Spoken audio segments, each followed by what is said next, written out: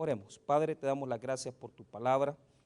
Oramos, Señor, para que ministres nuestros corazones, que en esta noche podamos recibir de parte tuya, Señor, tu iluminación, la dirección por medio de la enseñanza bíblica a nuestros corazones. Ayúdanos a entender en qué consiste, Señor, el poder del Evangelio.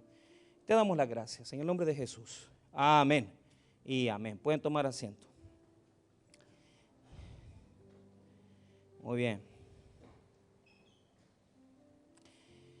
La semana pasada hicimos la introducción y nos tardamos un poco en los elementos introductorios.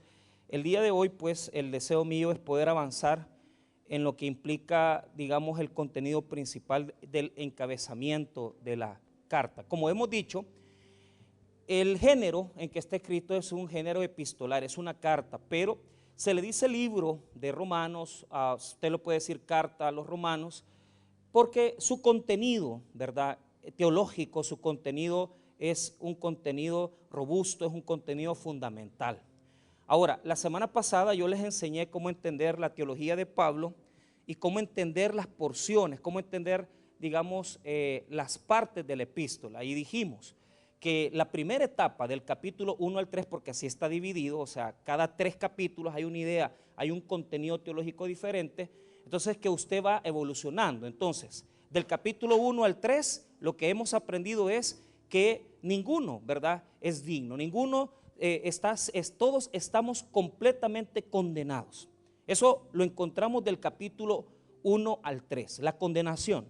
Del capítulo 1 al 3, Pablo se va a dirigir al pueblo, ¿verdad?, que está en Roma, que se ha convertido al Evangelio, y le va a decir, miren, señores, sinceramente, o sea, ni que sean ustedes judíos, ni gentiles, o sea, no judíos, van a recibir, ¿verdad?, la salvación, sino que están condenados porque si ustedes piensan que solo porque han nacido en Israel, porque son judíos y de cepa judía, ustedes piensan que por eso adquieren la salvación, les dice que no es así, pero tampoco por ser gentil, o sea, no creas tú que porque eres judío o gentil eres salvo. Eso es la idea del capítulo 1 al 3, pero les he dicho que del capítulo 4 al 6 nosotros encontramos la segunda idea más fuerte, que es la base de nuestra fe en Cristo, que es la justificación. Porque ¿qué nos enseña del capítulo 3 al 6? Que la salvación que nosotros tenemos no es por raza, no es por origen, no es por ningún tipo de religión, sino que es por la justicia que Jesús nos ha dado en la cruz del Calvario. Ahora, así la idea, que es la idea general, y yo voy a ir repitiendo del capítulo 1 al 3 lo que estamos hablando, y lo vuelvo a repetir, del capítulo 1 al 3 estamos condenados, estamos todos condenados. Ahora, las cartas, las epístolas llevan un orden.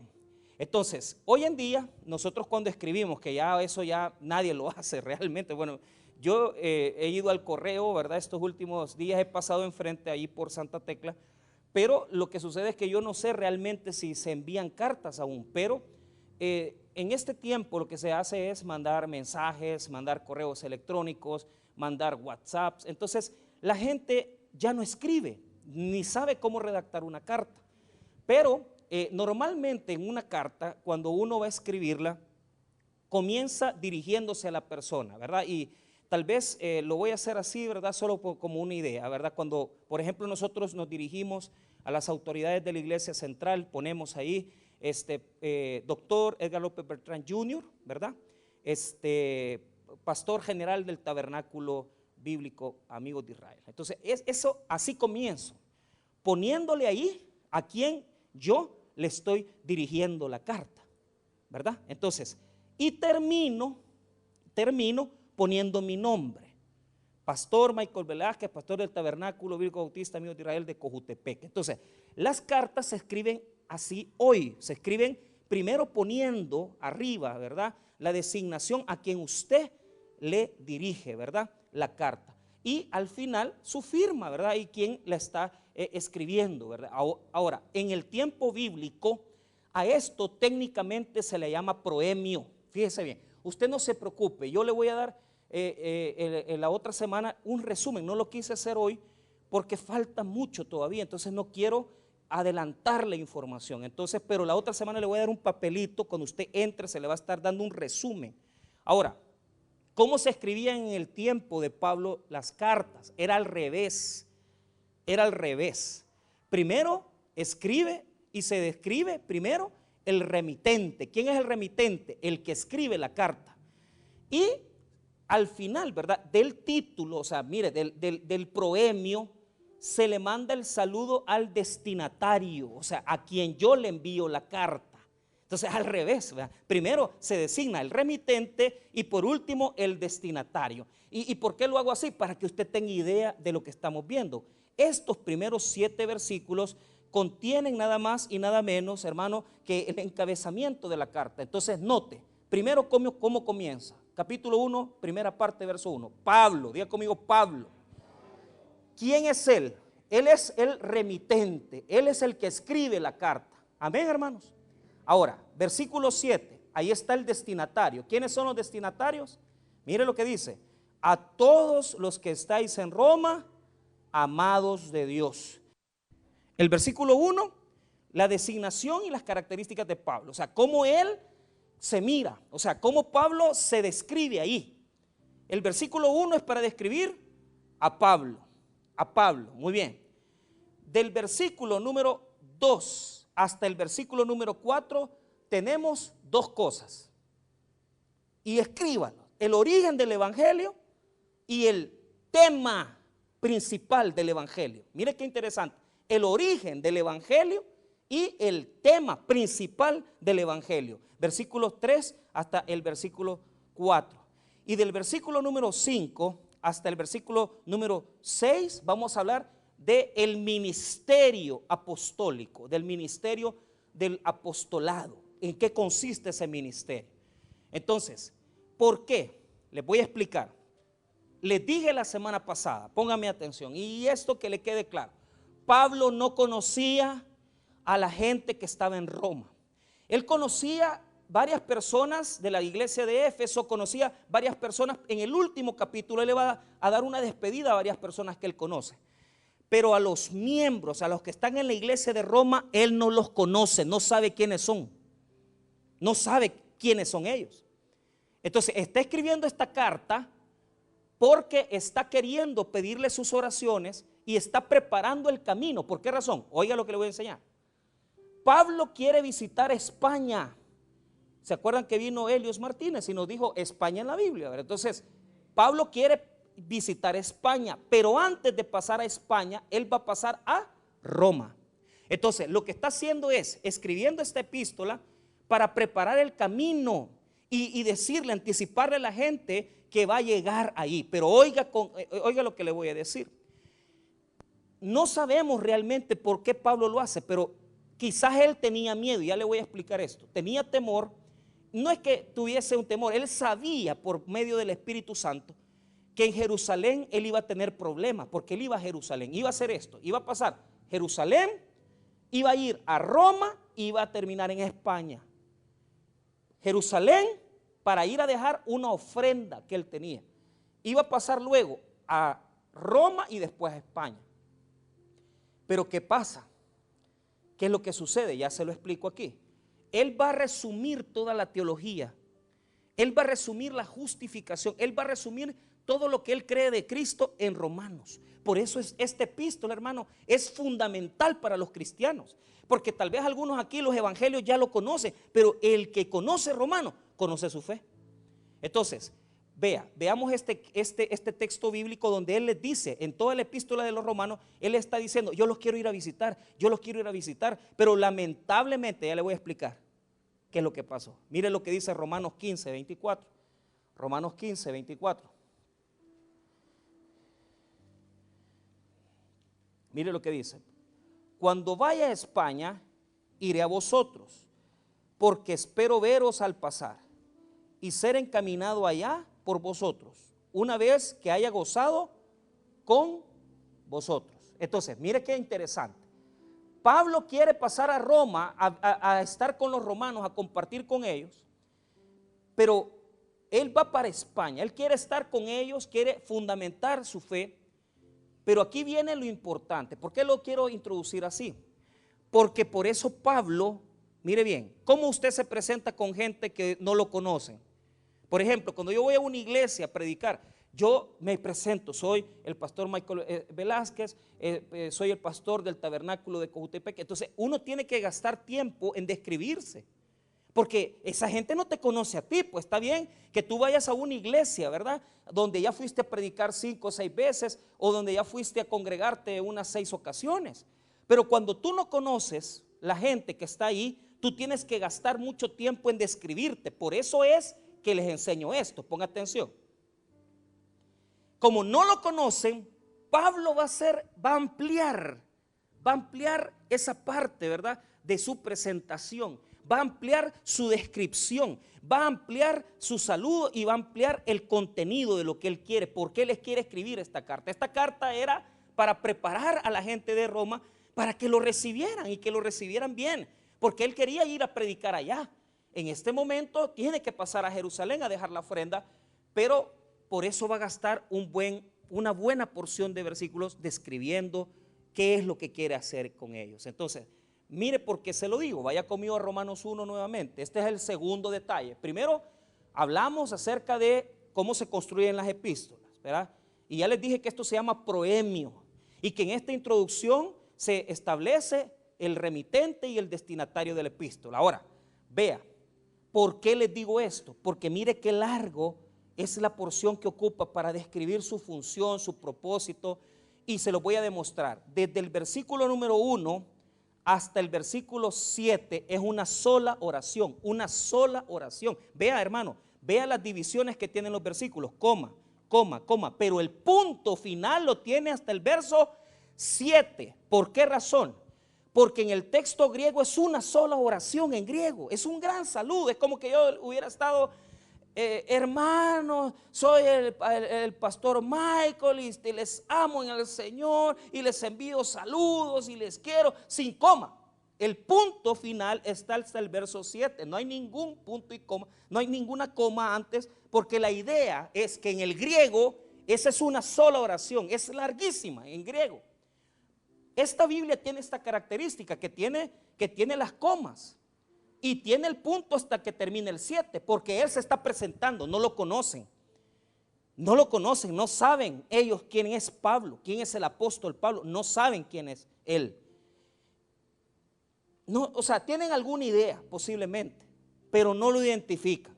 Por eso es que Pablo va a escribir bastante largo su saludo, va a escribir bastante largo su encabezamiento, y nótelo, mire desde el verso 1 y comienzan las comas, y usted ve comas, pero usted no ve un punto hasta el verso 7, porque en griego es una sola oración, es una sola oración.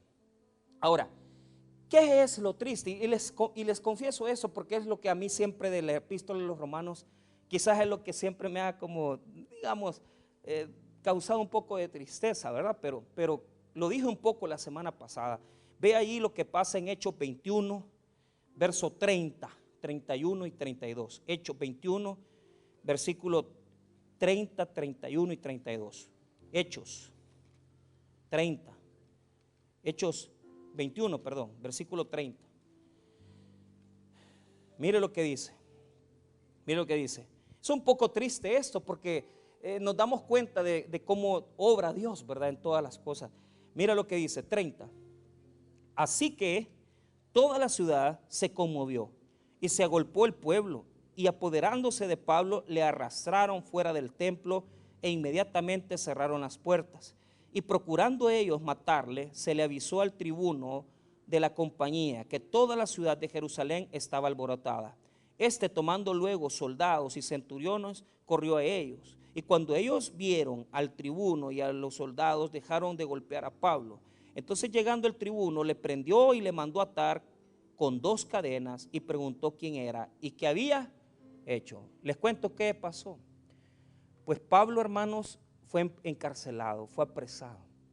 Entonces, hermanos, él no va a lograr ir a España, no va a lograr llegar a España. ¿Por qué? Romanos 15 nos dice que el deseo de Pablo era ir a evangelizar, a poder llevar el evangelio hasta España, y que en la pasada iba a ir a Roma a visitarlos.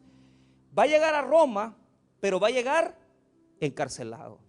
O sea, él va a estar encarcelado en Roma. No va a poder él, hermano, probablemente conocer a mucha de la gente. Y ahora, si creemos, aquellos, porque esto saben, los que saben un poco del apóstol Pablo saben, que no sabemos realmente si salió libre.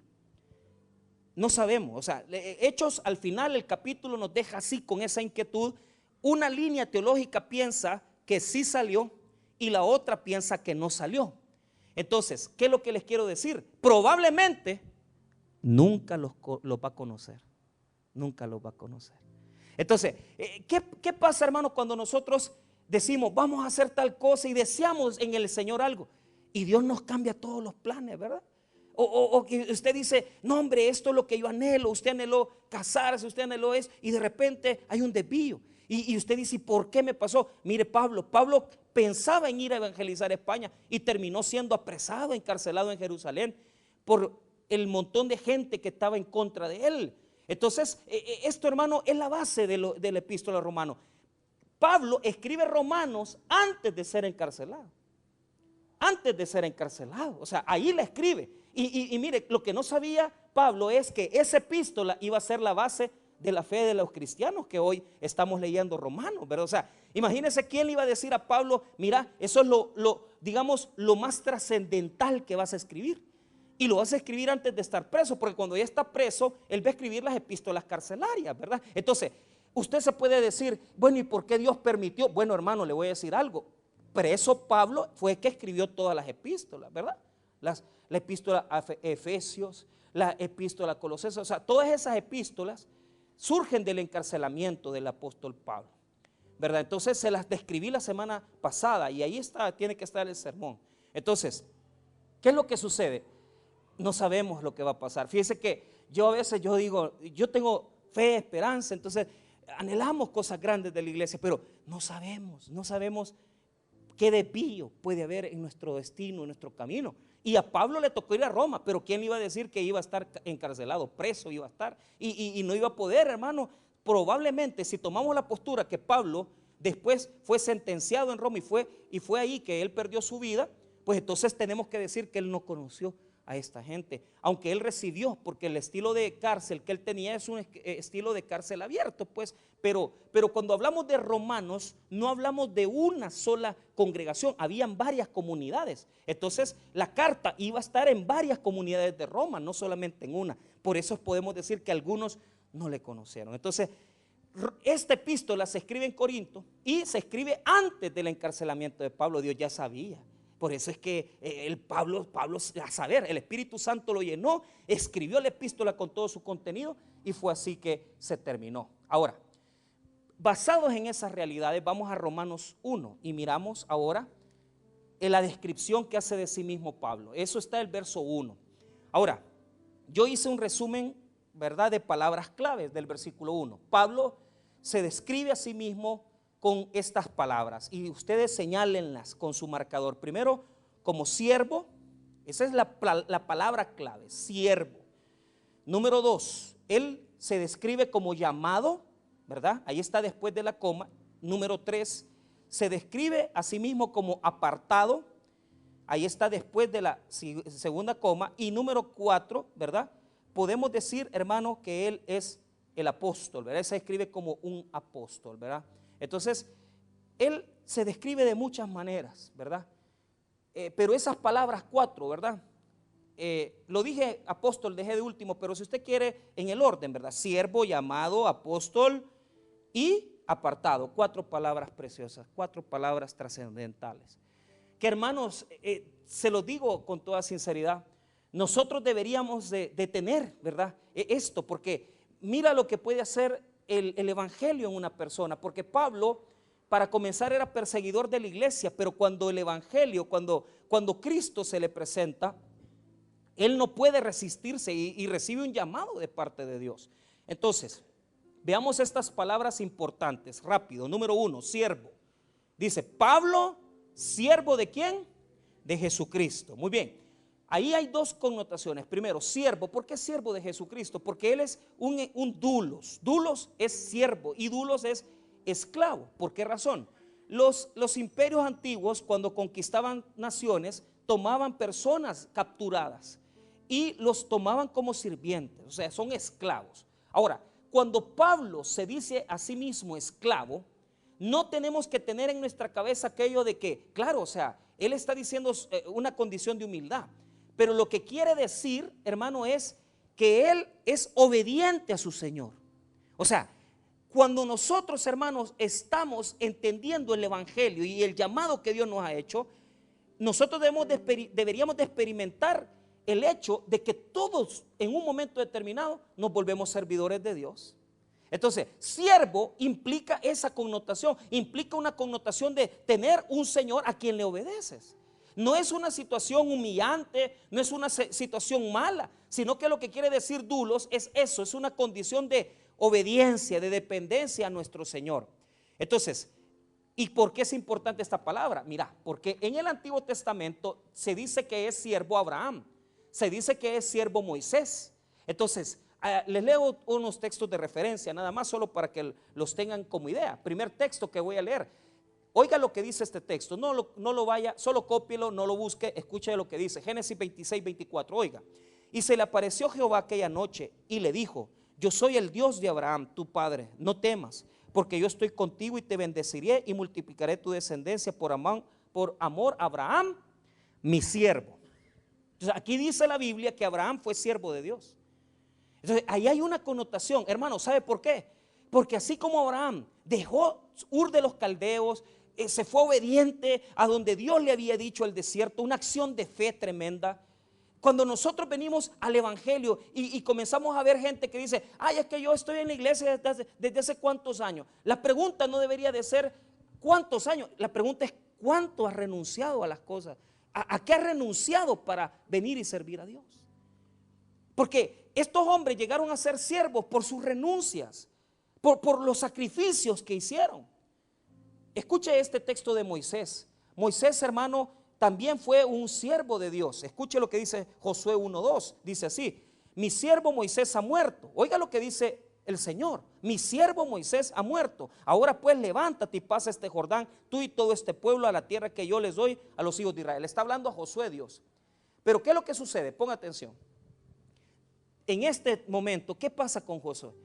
Josué, hermano, y Moisés establecen una diferencia, ¿verdad? Una etapa, un cambio, ¿verdad? Pero ¿qué pasó con Moisés? Moisés decidió, hermano, en lugar de vivir en el palacio de Faraón, decidió ir al desierto también. Decidió caminar con un pueblo 40 años por ser obediente a Dios. Entonces, ¿cómo ahora la iglesia evangélica se jacta, verdad? Y tenemos el montón de gente, ¿verdad? Que está llenando las iglesias. Pero la pregunta que yo hago es: ¿a cuántas cosas esa gente realmente ha renunciado? Y llegamos a un punto donde nos damos cuenta que hoy en día la iglesia no demanda nada. No entienden el sentido del llamado de Dios. Porque cuando Dios te llama es para renunciar. Mira lo que pasó con Leví, el publicano. Él cobraba impuestos, él era muy rico. ¿Y qué pasó? Cuando recibió el llamado de Jesucristo: ven y sígueme, él dejó todo lo que él podía haber hecho en dinero. ¿Qué pasó con Zaqueo? Devolvió todo lo que había robado. ¿Qué pasa con el evangelio de hoy en día? ¿Por qué el evangelio de hoy tiene tantas riquezas, tanta cosa que no es cierta, hermano? Pablo quiere que se den cuenta de algo. Cuando él dice soy siervo, es bien interesante. ¿Sabe por qué? Porque no dice que es de Jehová. No es siervo de Jehová ya. Y está tomando una encrucijada, porque está diciendo soy siervo de Jesucristo. Así como Abraham renunció, así como Moisés renunció, así también Pablo ha renunciado a una vida, hermano, de maestro, a una vida, hermano, de conocimiento, de que él pudo haber llegado a ser, hermano, un gran maestro judío. Pero él renunció a todo por seguir a Cristo. Y lo vemos en Filipenses, cuando dice que él lo tomó todo por basura. Así es el llamado de estos hombres. Siervo, segunda palabra, mira lo que dice la palabra que está aquí: llamado a ser apóstol, apartado para el evangelio de Dios. Dos cosas: llamado a ser apóstol. ¿A qué se refiere el ser llamado?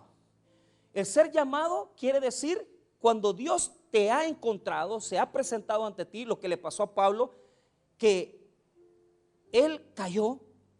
Esa palabra caer, porque muchos dicen que cayó de un caballo, ¿verdad? No es que cayó de un caballo, cayó. O sea, esa palabra caer implica, hermano, que Pablo tiene una experiencia en su vida en donde él todas las cosas que tenía establecidas las tiene que botar, porque el Señor le ha hecho un llamado personal. Y vea, ¿quiénes son los llamados? Los llamados, hermanos, son aquellos que sabemos una cosa. La palabra llamado se junta con la segunda palabra, que es apartado. ¿Por qué? Cuando Dios te llama, es para un propósito. Entonces, Pablo está diciendo aquí, a mí el Señor me ha llamado y me ha apartado para un propósito específico. Y yo le hago una pregunta, ¿a usted para qué lo llamó Dios? Porque yo conozco mucha gente que me cuenta, ay, es que fíjese que yo aquel día que estaba aquí sentado hace 10 años, el pastor fulano predicó y me tocó el corazón. La pregunta no es esa, la pregunta es, ¿para qué Dios te llamó? ¿Qué estás haciendo? Porque la palabra apartado quiere decir alguien que es designado para algo y un propósito específico. Llamado y apartado están unidos. Y mire qué bonito lo que Pablo dice. Este texto me llama la atención porque él va a hablar de ser llamado y ser apartado. Escuche lo que dice Gálatas 1, versículo 1. Y se lo voy a leer rapidito. Pablo, apóstol, no de hombres ni por hombres, sino por Jesucristo y por Dios el Padre, que lo resucitó de los muertos, dice. O sea, Pablo dice, a mí el que me llamó fue Jesucristo. A mí el que me llamó fue Jesucristo. Y me llamó para apartarme para un propósito específico. Porque desde el vientre de su madre ya él estaba apartado para Dios. Escuche Gálatas 1:15. Pero en cuanto agradó a Dios, que me apartó desde el vientre de mi madre y me llamó por su gracia. Entonces, llamar y apartar quiere decir que Dios había hecho un llamado al apóstol Pablo para una condición específica. Y le voy a decir esto. Probablemente usted no ha descubierto para qué lo ha llamado. Pero ¿sabe por qué no lo ha descubierto? No lo ha descubierto porque usted ha creído que el evangelio consiste solamente en sentarse en una iglesia. Hermano, el evangelio compromete. El evangelio confronta. O sea, si usted dice, ¿para qué me llamó Jesús a mí? ¿Para qué me llamó Jesús a mí? Me llamó para apartarme para un propósito determinado. Y ese propósito es, mire lo que dice el versículo 1, mire lo que dice, para finalizar, para el evangelio ¿de quién? De Dios. ¿Para el evangelio de quién? De Dios. ¿Para qué nos llamó el Señor? Para el evangelio.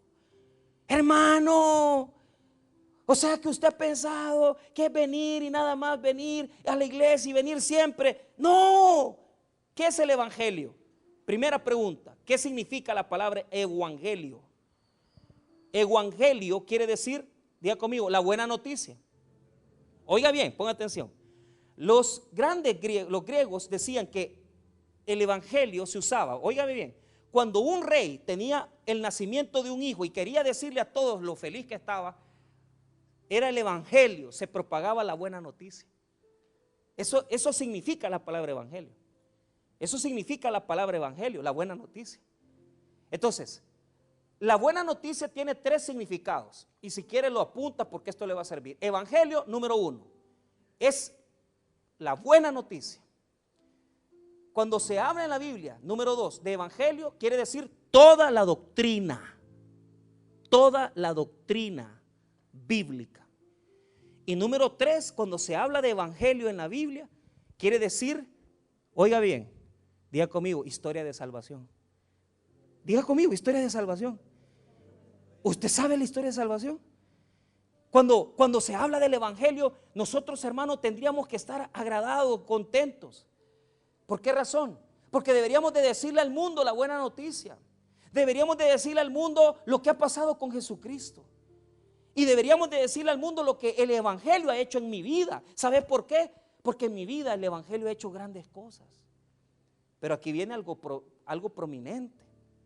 Para muchos el evangelio solo es algo, ¿verdad? Dice, ay, es que el evangelio, dice, pues sí, pero ¿qué es el evangelio?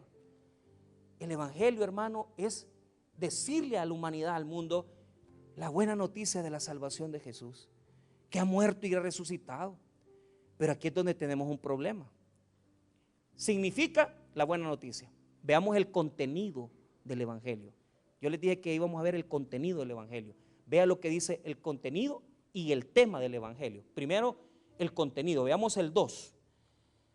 Una vez que habló del evangelio, en el versículo 1 dice así 2, que él había prometido antes por sus profetas en las santas escrituras. ¿Por qué? ¿Dónde está contenido el evangelio? En las santas escrituras. Pero ojo con esto, mire lo que dice el versículo 2, que él había prometido antes por sus profetas en las santas escrituras. ¿Qué quiere decir eso? Eso quiere decir que desde el Génesis hasta el Apocalipsis, la buena noticia está en todos los libros. Y que yo no puedo encontrar el evangelio si yo no voy a la palabra de Dios. Si usted encuentra una iglesia donde le prometen sanidad, donde le prometen carro y donde le prometen que usted va a venir y que va a tener probablemente un montón de pisto, eso no es evangelio. El evangelio está en la palabra. Y el evangelio nos dice desde Génesis capítulo 3 verso 15 que la simiente de la mujer, que es Jesucristo, va a destruir a la simiente de la serpiente, que es Satanás, y va a golpearla en la cabeza. ¿Sabe por qué, hermano? Porque todos los libros de la Biblia llevan a Jesús. En Génesis el origen y el fin es Jesucristo. En Éxodo el Salvador y el Libertador es Jesucristo. En Levítico la ley es Jesucristo. En Números, hermano, nuestra historia de salvación es Jesucristo. En Deuteronomio la nueva ley también es Jesucristo. O sea, lo que quiero decirles en esto es que nosotros nos hemos equivocado. Porque en lugar de venir y decirle a la gente, mira, aquí está el evangelio en la Biblia, aquí está la historia del evangelio. ¿Qué es lo que predicamos en la iglesia? ¿Qué es lo que hablamos en la iglesia? Mira, a mí me da tristeza. Yo a veces pongo, a veces que no siempre, ¿verdad? Y me pongo a oír sermones. Y yo digo, ¿y este sermón de dónde lo sacó? De un libro. ¿Y por qué no usan la Biblia, pues? ¿Por qué no usan la palabra? ¿Sabes por qué? Porque lo que menos está haciendo la iglesia evangélica hoy es tocando la Biblia. Hoy la gente está hablando de cualquier cosa menos de la palabra de Dios. Así es como hay que tomar la palabra, texto por texto, para que la gente entienda que Jesucristo les está llamando, porque el origen del evangelio es la escritura. Y yo encuentro a Cristo desde el Génesis hasta el Apocalipsis. Por eso, hermano, nos hemos desviado. Pablo está diciéndole a los señores esto. Mira, el origen del evangelio es la palabra de Dios. Y ahí está por las profecías. Ahí está por las declaraciones. Vea nuevamente el 2, que él había prometido antes por sus profetas en las santas escrituras. ¿Por qué? Porque el gran contenido del Antiguo Testamento fue escrito por profetas. Entonces dice Pablo, el origen es la palabra. Entonces, el origen es la palabra. ¿Qué es el evangelio? La buena noticia. ¿Qué significa? La buena noticia. Número 2, ¿cuál es el origen? La palabra, las escrituras. Ahora veamos el contenido del evangelio. 3 y 4. Acerca de su Hijo. Ese es el tema principal del evangelio. ¿Cuál es el tema principal del evangelio?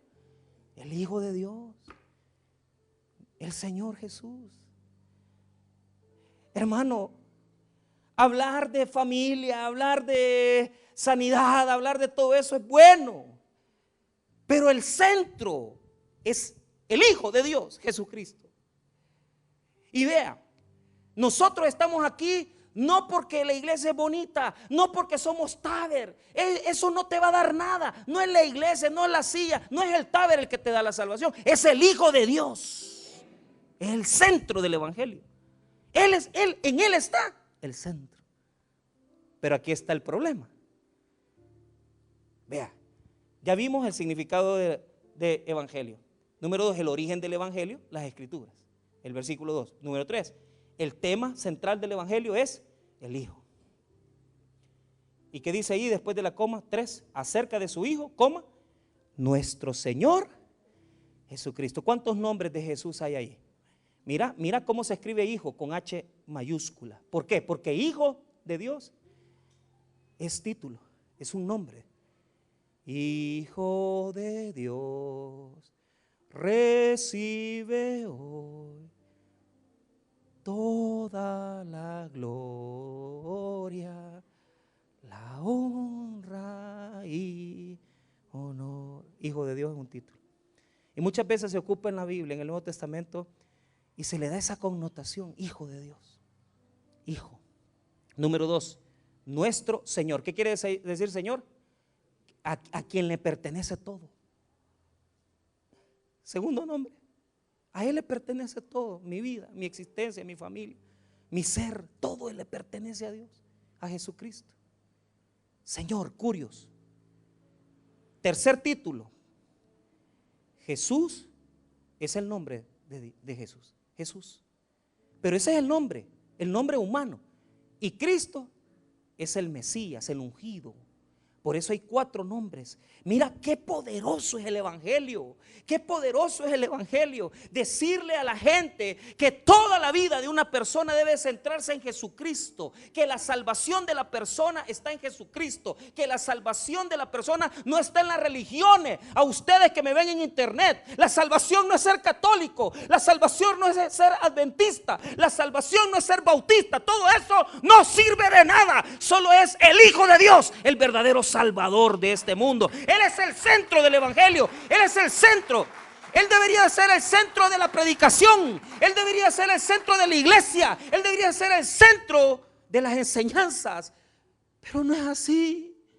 Si el centro de mi vida fuera Jesucristo y yo entendiera que Él es mi Señor, mi vida estuviera rendida a Él. Pero no es así. Porque a muchos se les ha olvidado quién es Él. No hay manera que encontres quién es Jesús si no lees las Escrituras. Porque la mayoría de gente tiene un evangelio que, quitémosle el evangelio que es quitémosle la Biblia, el evangelio. ¿Qué tenemos? Un buen profeta. Porque sin la Biblia no pudiera yo saber que Jesús es el Hijo de Dios. Porque de Génesis ya me dice. En Isaías 53 me habla de cómo iba a ser vituperado. Ahora, hay muchos aquí que tienen un Jesús sin Biblia. Ay, Jesús aquí, Jesús allá, pero no sabes quién es Él porque no tiene Biblia. Otros tienen un Jesús diferente.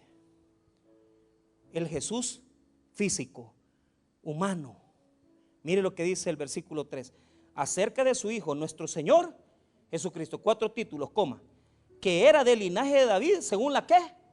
Entonces, según la carne es hijo de quién. ¿Qué quiere decir según la carne? Quiere decir que humanamente él es descendiente del rey David. Amén. Entonces, mire cómo es. Podemos cometer el error de tener un evangelio sin Biblia. Número 2, podemos cometer el error de tener un evangelio solo con un Jesús humano. ¿Y por qué dice el linaje de David? Porque los judíos pensaban, y así es porque hay una profecía en Isaías, en primer libro de Samuel, que se le determina que de la descendencia, ¿verdad?, de David iba a venir el Salvador. Pero ojo con esto, cuando usted ve en los evangelios que le decían a Jesús, hijo de David, ¿sabe qué quiere decir? Rey. Quiere decir que era el que les iba a resolver sus problemas materiales. Y cuando la gente dice hijo de David, no quiere decir que es Dios, quiere decir que andan buscando, míreme, lo material. Tenemos un evangelio muchas veces materialista, que queremos que Jesús nos resuelva todo y que nos dé pisto y que nos cure y que nos dé prosperidad y más pisto en la cuenta y más pisto en la cuenta. Eso no es Jesús, eso no es evangelio, señores. Porque has cometido un error. ¿Tenés Biblia? Sí. ¿Crees que Jesús es del linaje de David? Sí. Pero te importa solo esto, lo material. No, señores, ahí está incompleto el evangelio. ¿Por qué? Porque en el versículo 4, y con esto cierro, está la 4ª característica. O sea, el evangelio debe ser su origen a la Biblia, ¿verdad? Tenemos que tener un Jesús hijo de David, que sea, sí, descendiente de la carne, porque es humano, amén. Pero mira el tercer elemento para que el evangelio sea evangelio.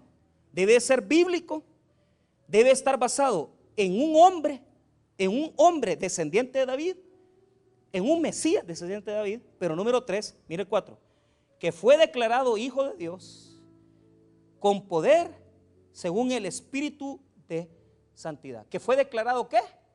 Hijo de Dios, que es 100% hombre y 100% Dios.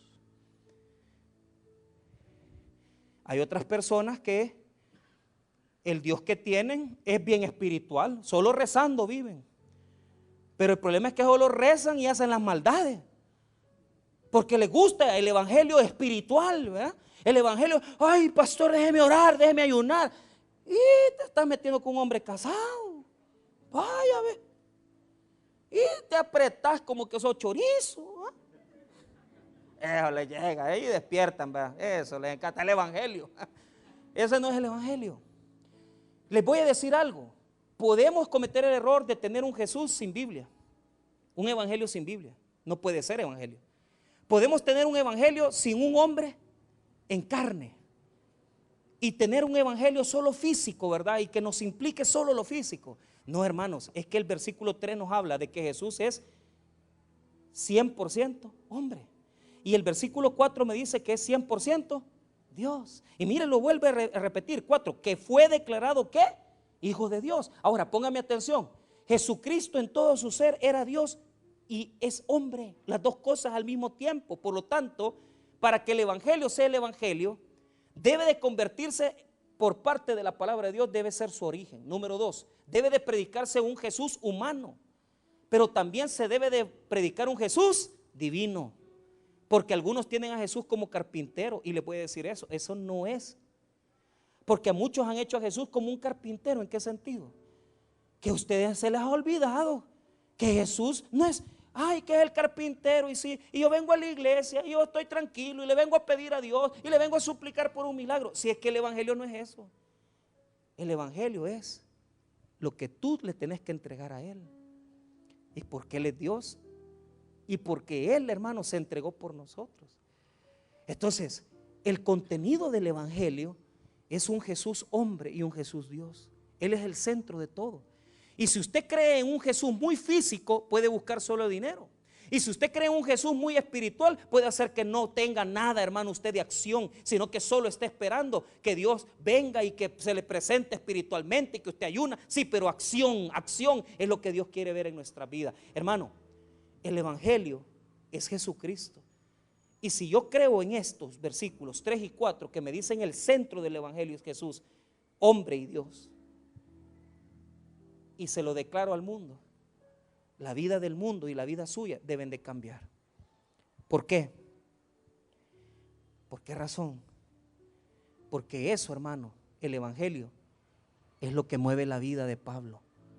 Y el evangelio es lo que debería de mover nuestra vida. Mira, nosotros deberíamos de venir a la iglesia por el evangelio. No porque hay fiesta, no porque es el día del padre, no porque es el día de la madre, no porque es el día fulano, no porque aquí, porque van a celebrar, porque hay cantantes. No, hombre, eso no vale. Solo es el evangelio, la buena noticia, que Jesús es el Señor, que es un ser que ha venido del linaje de David y que ha resucitado entre los muertos al tercer día. Porque así como fue humillado, así fue exaltado por Dios como el Señor Todopoderoso. Y ese mensaje es el contenido del evangelio, es el centro del evangelio. Y la buena noticia, que cambia vidas, que transforma existencia y que hace que nosotros sepamos que no le puedo pagar a Cristo lo que hizo por mí. Por eso, hermano, yo le sirvo. Porque ni que le sirva hasta los 90 años le voy a poder pagar lo que Él ha hecho. Que me ha salvado, me ha dado vida eterna, sin merecerlo. Y me ha llamado y me ha apartado para el evangelio de Dios. A usted lo ha llamado y lo ha apartado. Jesús lo quiere usar. Póngase en las manos de Dios. Que esto son las primeras palabras de Pablo para este pueblo que no conocía mucho a Jesucristo. Hablemos de la buena noticia y sepamos que la buena noticia es Cristo, nuestro Señor. Vamos a orar. Padre, te damos gracias por tu palabra, gracias por tu misericordia.